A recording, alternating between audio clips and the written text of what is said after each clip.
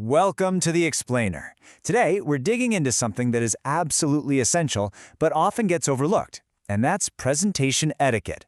Think of it as the secret ingredient that can totally make or break your message. So let's just start with a quick question. Have you ever been there?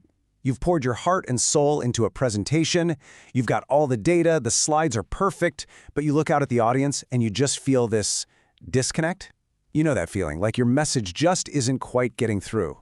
Well, here's the thing. The source material we're looking at today suggests the problem might not be your slides at all. It might not even be your content. The real issue could be something a little more fundamental, your etiquette. It's not just what you say, it's about how you show up. And that brings us right to our first pillar, building a strong, totally unshakable foundation of professionalism. This is really step one for getting your audience to trust you and lean in.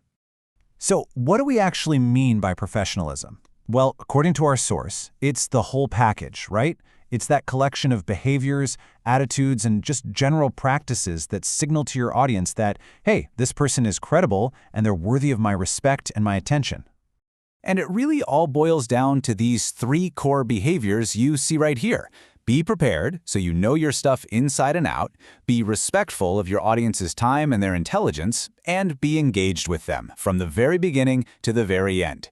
It sounds simple, but wow, what a powerful combination. Let's break that down a little, starting with communication. This is where being engaged and respectful really comes to life. Using clear language isn't just about being understood, it's about respecting your audience's attention. And it's a two-way street, for sure. When you actively listen and acknowledge their feedback, you're showing them you're not just talking at them, you're engaged with them. And you know, that point about respect is so crucial. It goes way beyond just being polite. When you genuinely value what your audience has to say, and you have the grace to acknowledge that, hey, they might have different perspectives, you're demonstrating true respect. And that is the bedrock for building trust.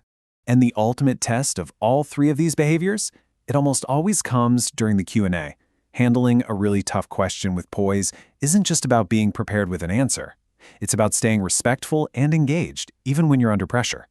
When you can pull that off without getting defensive, boom, you instantly solidify your credibility. Okay, let's move on to our second pillar and see how this builds. Dressing for impact. And listen, this is not about fashion. This is about using what you wear as a strategic tool for communication. I mean, think about it. Before you even say one word, your audience is already forming an opinion about you. The source material really highlights that your clothing sends this powerful, immediate signal about your authority, your expertise, and just how seriously you're taking the whole occasion. Now, what's really interesting here is the dual impact of what you wear. For you, the presenter, the right outfit can literally boost your own confidence.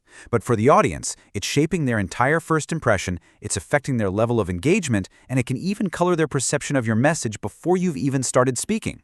So how do you get it right? Well, the key is just to be intentional. Know your audience and the context. Are you in a formal boardroom or a creative workshop? Make sure your clothes fit well and are comfortable so you're not distracted.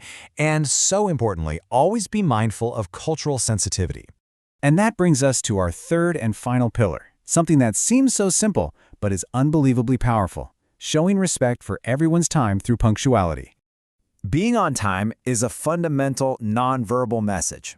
It tells every single person in that room or on that call that you value them and you value their time. It's a silent but profound sign of respect. And this just brilliantly illustrates the huge difference your timing makes. Arrive early and you have a buffer to set up, check your tech, calm your nerves. But if you're late, it immediately causes you to lose credibility, it disengages your audience, and it makes you look unprofessional and unprepared before you've even started. And you know, this respect for time doesn't stop once you begin speaking. It extends to the presentation itself. Staying within your allotted time and adjusting your pacing to keep the audience engaged is just as critical as arriving on time in the first place. So after exploring these three areas, let's put it all together into a simple, effective toolkit that you can use to really elevate your very next presentation. Here they are, your three pillars of presentation credibility. First, your professionalism. That's your behavior, your respect, and your engagement. Second, your attire, your strategic tool to project confidence.